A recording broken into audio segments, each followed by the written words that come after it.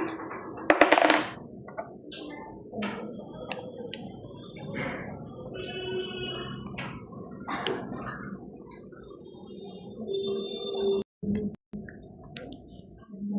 today we will learn about therapeutic position.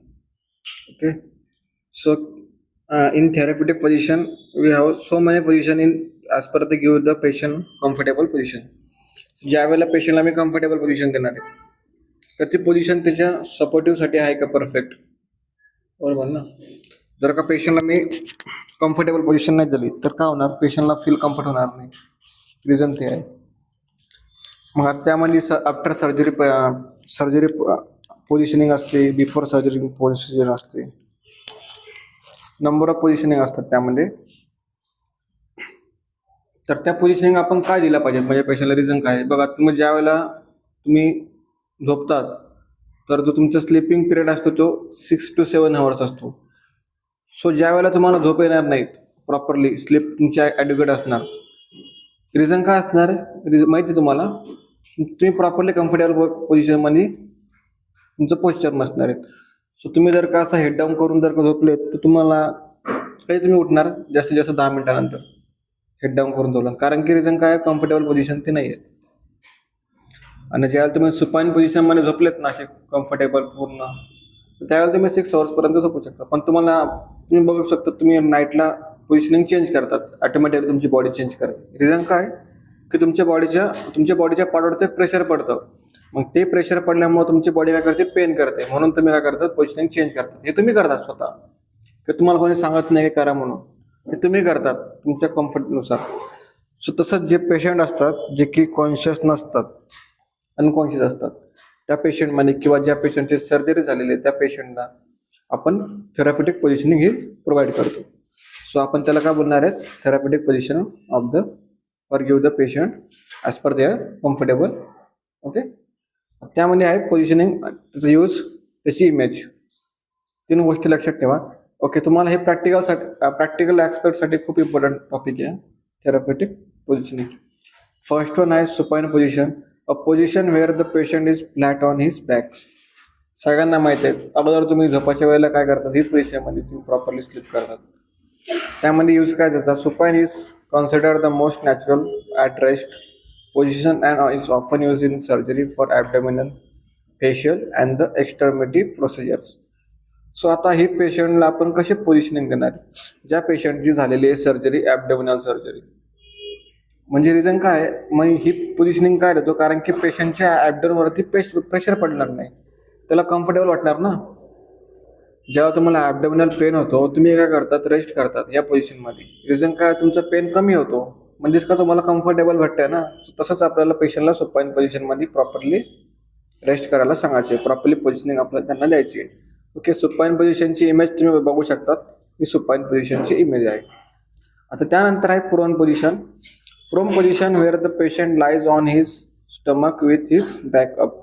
म्हणजे तो कुठं लाय करणार, त्याच्या स्टमकवरती, स्टमक साईडला, चेस्ट. ओके. या तो जसं आपण सुपाईन बघितलं ती नॉर्मल प्रोसिजर, जसं की आपण तो बॅक त्याची खाली होती, ॲबडोमिनल वरती होतं. सो आता आपल्याला त्याला उलटा करायचं आहे, ओके, क्रॉस करायचं आहे. म्हणजे कसं की पेशंटची ॲबडोमिनल साईडवर तो प्रेशर अप्लाय करणार आणि बॅक साईडला त्याचं बॅक त्याची वरती असणार. आता हे पोझिशन आपण कोणत्या पेशंटला देतो बरं का, ज्या पेशंटला drainage of mouth after oral और नेक सर्जरी. ज्या पेशंटला ड्रेनेज आहेत, ज्या पेशंटला आपल्याला ड्रेन करायचं आहे, ओके, फ्लुइड बाहेर काढायचं आहे, नेक्स्ट सर्जरी असेल, ओरल सर्जरी असेल, त्या पेशंटमध्ये आपण हे देऊ शकतो. आता it's also allow for a full flexion of नी अँड हिप जॉईंट. सो तुम्ही कधी बघितलेलं आहे का, तुम्ही तुमच्या मॅट्रेसवर ज्या वेळेला रेस्टसाठी ही पोझिशन जर का तुम्ही घेतली, तुम्हाला कम्फर्टेबल स्लीप पण लागते, कधी कधी होती ना असं या पोझिशन, सेकंड वाली प्रोन पोझिशन. सो त्यामुळे काय होणार की तुमची एक्स्ट्रीमिटी ना प्रॉपरली फ्लेक्झिबल असणार, त्यावेळेला फ्लेक्स करू शकतात, प्रॉपरली मुवमेंट त्यामुळे तुमची होऊ शकते. आता त्यानंतर आहे Fowler position, a bed position where the head and the trunk raise typically between 40 degree to 90 degree पर्यंत. त्यामध्ये एक सेमी फाउलर एक आहे, एक फाउलर पोझिशन एक आहे. सेमी फाउलर पोझिशन म्हणजेच कोणती 45 डिग्रीमध्ये. आता हे थोडी ही सेमी फाउलर पोझिशन म्हणजे याच्यापेक्षा थोडं खाली अजून थोडं बॅक साईडला ती आहे आपली सेमी फाउलर पोझिशन. ही आहे फाउलर पोझिशन. आता फाउलर पोझिशन मला मी 90 डिग्रीमध्ये पण घेऊ शकतो. 40 डिग्रीपासून तर 90 डिग्रीपर्यंत जी पोझिशन आपण अप्लाय करतो त्याला आपण फाउलर पोझिशन बोलतो. जर का पेशंटला जस्ट मला आता जो आपला बेड लावलेला आहे ना तो सेमी फाउलर पोझिशन आहे, हा फाउलर पोझिशन आहे. ओके, त्याला आपण सेमी फाउलर पोझिशन बोलतो. This position is often use for the patient who has having cardiac issues, trouble breathing or the nasogastric tube in place. कोणत्या पेशंटमध्ये करतो बरं का आपण? ज्या पेशंटला कार्डियक अरेस्ट आलेला आहे, चेस्ट पेन होत असेल, ज्या पेशंटला ब्रिथिंग डिफिकल्टी होत असेल, किंवा ज्या पेशंटला आपल्याला एनजी ट्यूब म्हणजे काय नॅसोगॅस्ट्रिक ट्यूब इन्सर्शन केलेलं असेल, त्या पेशंटला आपल्याला फीड द्यायचं असेल, त्या पेशंटमध्ये आपण सेमी फाउलर पोझिशन ही अप्लाय करायला लावतो. आता त्यानंतर आहे लॅटरल पोझिशन. तुम्हाला माहित असेल लॅटरल पोझिशन, बरोबर आहे ना, एक साईडला लॅटरल पोझिशन. आता लॅटरल पोझिशनमध्ये काय होणार की लॅटरल पोझिशन आपण इन्व्हॉल्व काय करतो, patient line on either right side or left side. आता लॅटरल साईडमध्ये पण दोन आहेत, राईट लॅटरल पोझिशनिंग आणि लेफ्ट लॅटरल पोझिशनिंग. राईट म्हणजे कसं तुमच्या राईट हँडकडं, लेफ्ट म्हणजे तुमच्या लेफ्ट हँडकडं, असे दोन आहेत. कोणत्या? Right lateral position, left lateral position, असे दोन पोझिशनिंग आहेत त्यामध्ये. आता यामध्ये आपला यूज काय?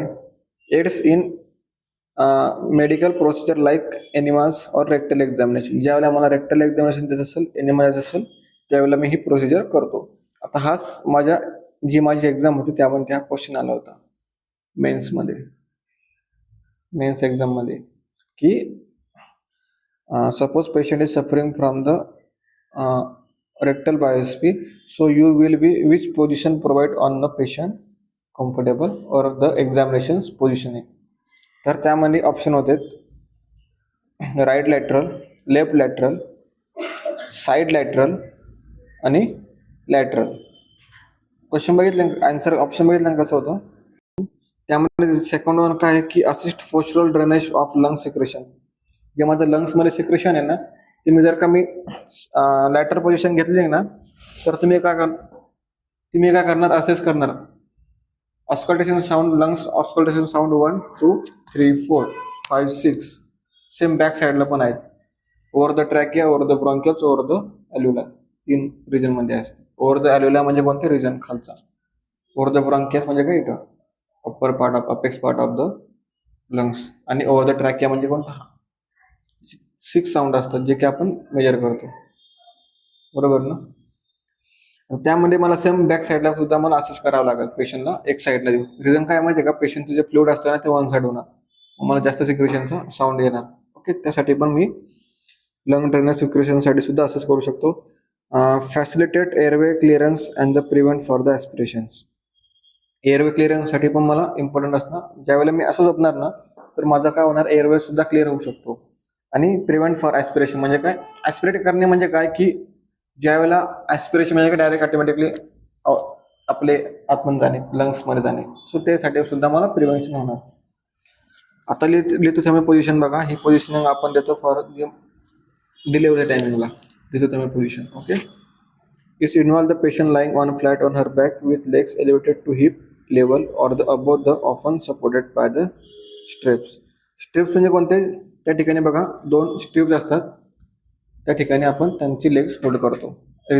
मेन रिझन काय होल्ड करण्यासाठी? कारण की जे पण तिचं प्रेशर असतं ॲब्डोमेनला, बेबी ज्यावेळेला एक्सपेल आउट होणार तर तिला लेग्समध्ये पेन होणार नाही, ती प्रॉपरली त्या ठिकाणी मुवमेंट करू शकते बेबीची, म्हणजे बेबी एक्सपेल आउट लवकर होईल कारण की कॉन्स्ट्रक्शन जास्त होणार त्याच्यामुळं. It's common use for gynaecological procedures and the child birth. गायनॅक प्रोसिजरमध्ये पण हे करतात, गायनोकॉलॉजिकल प्रोसिजर असेल त्यामध्ये पण करतात आणि at the time of delivery सुद्धा करतात. आता रिव्हर्स ट्रेंडरबर्ग आणि ट्रेंडरबर्ग. नॉर्मल ट्रेंडरबर्ग पोझिशन वेगळी आणि रिव्हर्स ट्रेंडरबर्ग पोझिशन वेगळी. आता ही रिव्हर्स आहे. रिव्हर्स म्हणजे कसं की नॉर्मल ट्रेंडरबर्ग पोझिशन कशी असते माहिती का? तुमचं हे हा हेड आहे, तुमचा हेड असा खाली असणार आहे आणि तुमचं लेग वरती असणार, याला उलटं करा म्हणजे तुमची नॉर्मल ट्रेंडरबर्ग आहेत. आणि ही रिव्हर्स म्हणजे कशी? रिव्हर्स केलेली आहेत म्हणजे काय? रिटर्न केलेली आहेत तुम्हाला ती. The reverse trended position it is supine with the head of bed is elevated and the foot of the bed is down. Its position may be used in the surgery to help promote perfusions in obese patient. It can also help in the treating venous air embolism and the prevent of pulmonary aspiration. जेव्हा तुमच्यामध्ये व्हेन्समध्ये Venus thrombosis होणार किंवा Venus air embolism होणार. Air embolism म्हणजे काय, की तुमचे जे बबल्स असतात ना, ज्यावेळेला तुमच्या एअर्स बबल्स असतात तुमच्या ब्लडमध्ये मिक्स झाले किंवा तुमच्या पल्मोनरी सिस्टीममध्ये मिक्स झाले, तुम्हाला काय होणार, तुम्ही डेड सुद्धा होऊ शकतात. डायरेक्ट पेशंट डेड होऊ शकतो. ज्यावेळेला एअर बबल जर का आपल्या एम्बोलिझम केले आपल्या याच्यामध्ये बॉडीमध्ये किंवा आपल्या पल्मोनरी सिस्टीममध्ये, तर आपले डेड सुद्धा होऊ शकते त्या ठिकाणी.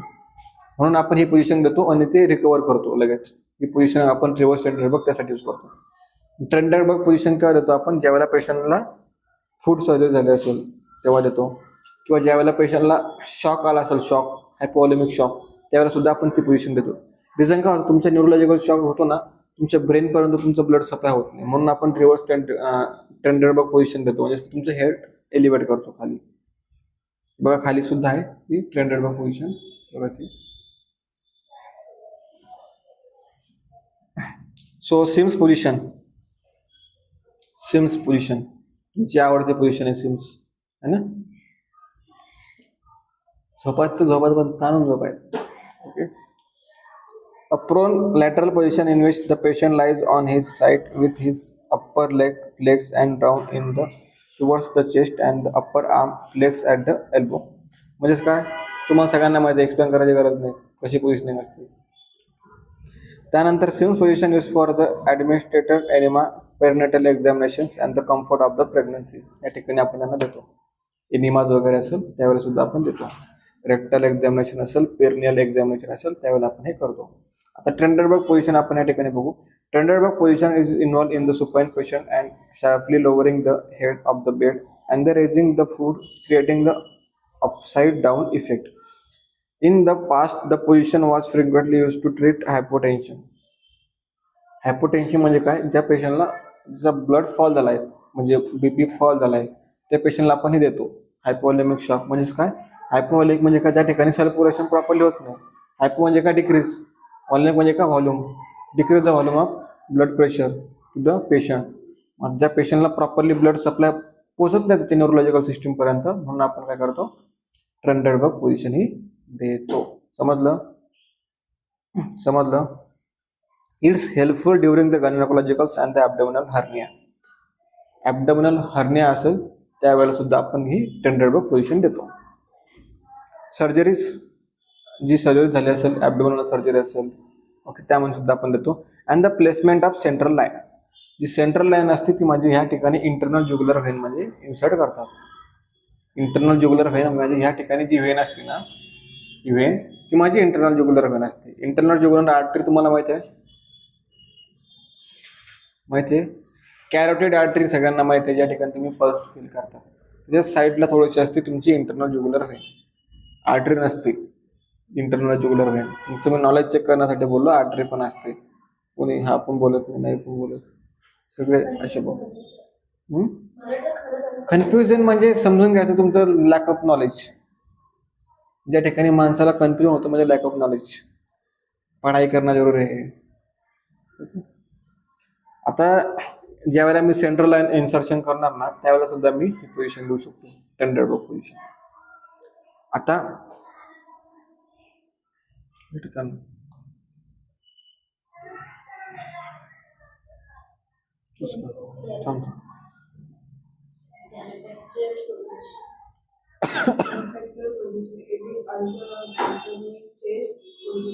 In this position, a patient rests on their knees and chest. The thighs are perpendicular to the table and the hips are flexed. नी चेस्ट पोझिशन. तुमची नी कुठं असतात, नी कुठं, चेस्ट कुठं असते, lower chest, upper chest, side lateral chest आहे ना, असं आहे ना. कसं पोझिशनमध्ये दिसतं ना तुम्हाला, तुमची ही प्रॉपरली चेस्ट. त्यामध्ये तुमचं कोऑर्डिनेशन्स पाहिजे आणि ही पोझिशन आपण देतो पेशंटमध्ये कोणत्या आपण बघू. It is a primary use for the rectal और लोअर इंस्टिट्यूशनल एक्झामिनेशन्स. मला एक्झामिनेशन करणं आहे फॉर द डायरेक्ट रेक्टलचं आणि इंटरनल एक्झामिनेशनचं. सिग्मॉइडोस्कोपी माझी सिग्मॉइड असतं, सिग्मॉइड कोलन सगळ्यांना माहिती आहे. कोलन सिग्मॉइड कोलन कधी बघितलं आहे? आपल्या ॲब्डमनचा लोअर पार्ट असतो sigmoid colon, COLON. So you find your lack of knowledge in your education. Sigmoid colon यार, इंटेस्टाईनचा लोअर पार्ट असतो कोलन. एवढा नका कन्फ्युजन करू या स्वतःमध्ये. स्वप्न बघतात मोठी मोठी, स्वप्न बघायचे मग पूर्ण पण करायचे.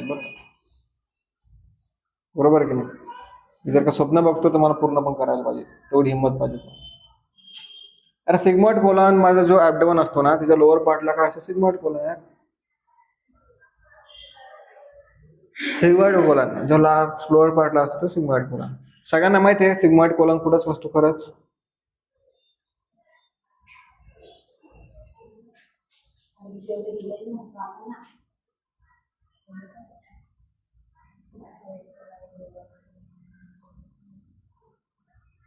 काय झालं?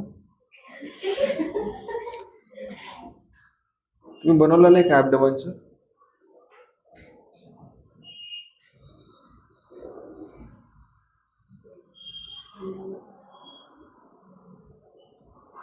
सिग्मॉइड कोलन खालच्या पार्टला असतो आपल्या ॲब्डमनच्या. तिथे सिग्मॉइडोस्कोपी म्हणजे मी त्या सिग्मॉइडची स्कोपी करणार. एंडोस्कोपी म्हणजे काय? एंडोमेट्रियम लेअरची मी स्कोपी करणार. ओके. फंडस्कोपी म्हणजे काय? फंडसची मी स्कोपी करणार. फंडस कुठं असतो?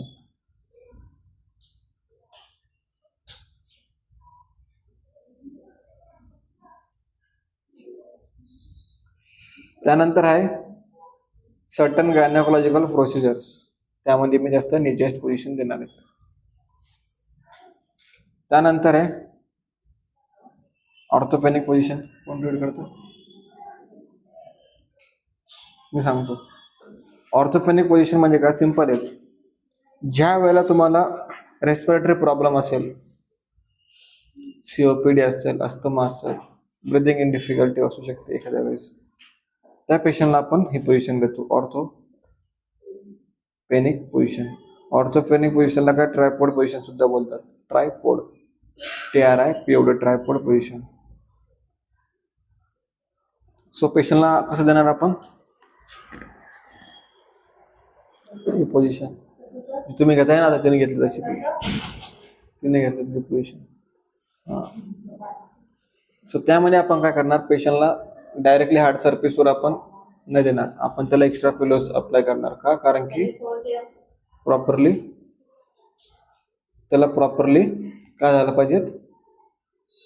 आता मी जर का पिलो घेतल्यानंतर मला कम्फर्टेबल वाटणार ना, तुला फील भारी वाटणार. तसं आता कोणत्या कोणत्या पेशंटमध्ये करतो जे रेस्पिरेटरी डिफिकल्टी असेल त्या पेशंटमध्ये. कोणत्या कोणत्या? COPDचा फुल फॉर्म काय?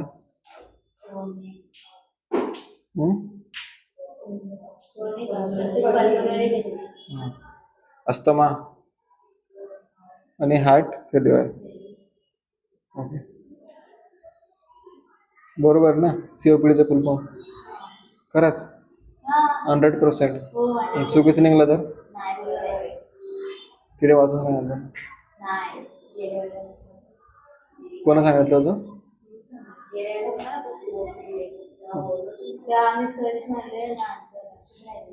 अजून पण लक्षात आहे? असं लक्षात ठेवायचं. आता हे एक आहे jack knife position. Jack knife position म्हणजेच का? व्हेरिएशन ऑफ प्रोन पोझिशन असतात ती.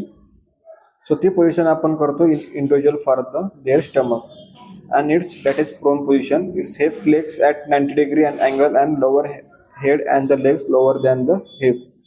So it is a commonly used during the proctologic procedure including in the anolectal, colonorectal surgeries. Anal rectal surgery असेल, anal वगैरे, त्यानंतर colonorectal surgery असेल, त्यामध्ये आपण ही सर्जरी यूज करतो.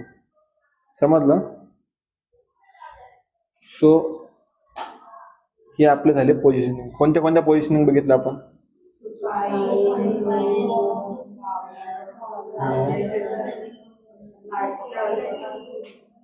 लॅटरला साईड लेटर पण बोलतात हा, लक्षात ठेवा. एखाद्या वेळेस क्वेश्चन आला तुमच्या एक्झाम मध्ये तर साईड लेटर पण बोलतात.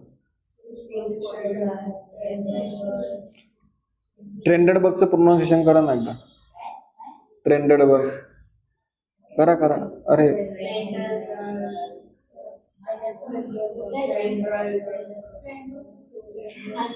General